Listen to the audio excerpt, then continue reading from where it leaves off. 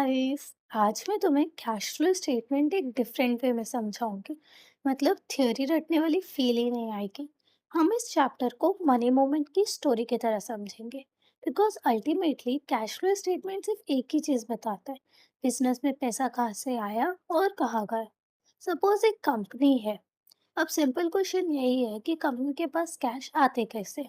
Business चला के, assets को बेच के या खरीद के, या लोन या कैपिटल से। बस यही three source of cash flow को हमें समझना है। फर्म सबसे पहले कंपनी अपना मेन बिजनेस चलाती है, प्रोडक्ट सेल करती है, सर्विसेज देती है, कस्टमर्स को पेमेंट करती है और सैलरी पे करती है, रेंट देती है, इलेक्ट्रिसिटी बिल पे करती है। ये सारी डेली बिजनेस एक्टिविटीज है। इसी को बोलते हैं ऑपरेटिंग एक्टिविटीज। सिंपल लाइन में जो डेली बिजनेस वर्क्स है वो हमारा ऑपरेटिंग एक्टिविटी है। स्टेप टू, एसेट्स का गेन। अब कंपनी को ग्रो करने के लिए चाहिए एसेट्स।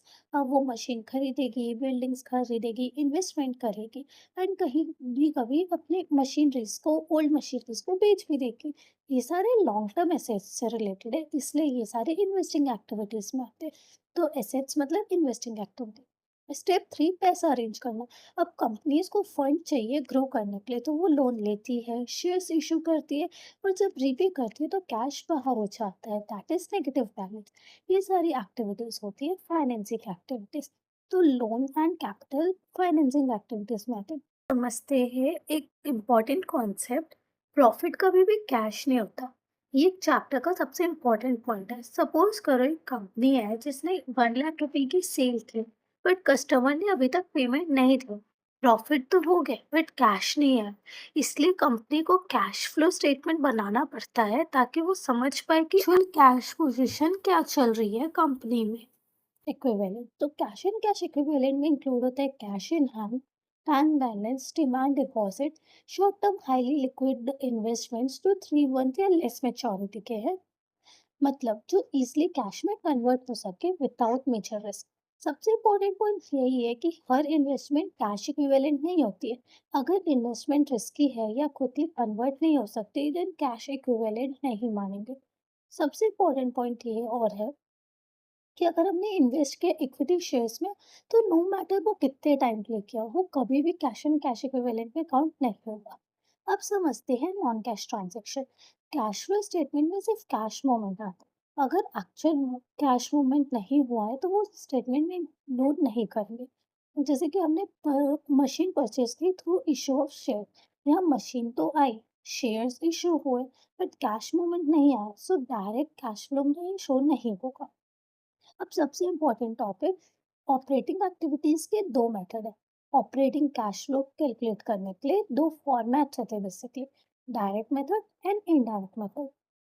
डायरेक्ट मेथड में डायरेक्टली कैश इनफ्लो और आउटफ्लो, सिंपल जो कैश आया माइनस जो कैश गया। ये मेथड इजी होते हैं। और मेथड में अपन को कैश फ्लो, कैश रिसीव हुआ कस्टमर से तो अपन उसे ऐड करेंगे, कैश पे किया सप्लायर को तो उसे माइनस करेंगे, सैलरी, रेंट, एक्सपेंसेस कुछ भी किया तो माइनस होगा। After this will get non operating activities का टोटल। इनडायरेक्ट मेथड में हम लोग इनडायरेक्टली कैलकुलेट करते हैं, और एग्जाम के लिए ये ज़्यादा इंपॉर्टेंट होता है। इसमें हमें स्टार्ट करना रहता है प्रॉफिट बिफोर टैक्स, देन सारी एडजस्टमेंट्स करते हैं।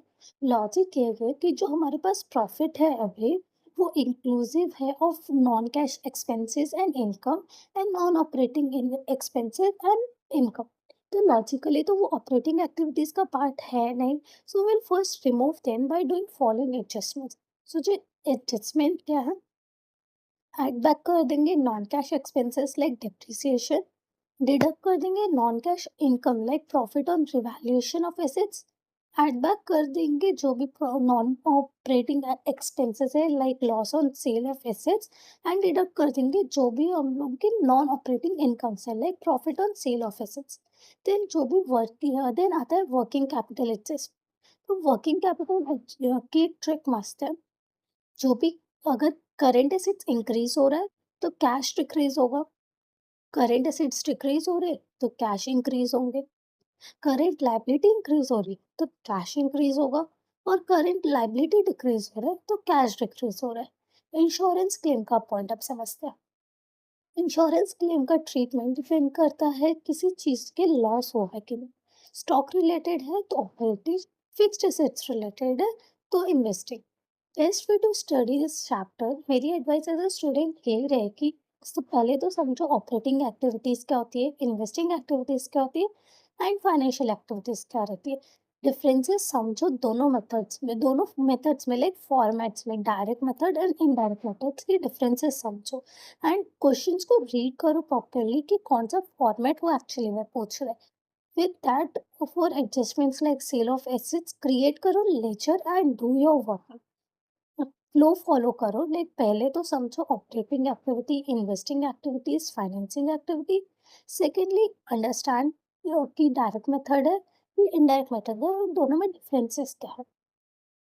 और प्रैक्टिस करो एडजस्टमेंट जितना हो सके। फोर्थ, क्वेश्चन सॉल्व करो स्लोली स्लोली, हर एक पॉइंट को समझ के एंड एक फ्लो में करो, लाइक जो जो पॉइंट्स दिए वो है उसके साथ साथ जाते रहो। एंड उसके बाद you can also do that, you profit can and loss account and balance sheet. For in profit and loss account, all the activities that are shown is our operating activities, excluding depreciations, profit on sale of fixed assets, investments, and this. And in balance sheet, all the current liabilities and the current assets are a working capital. With that, all the non-current assets are investing activities, and all the reserves in surplus, shareholders funds, they are our financing activity.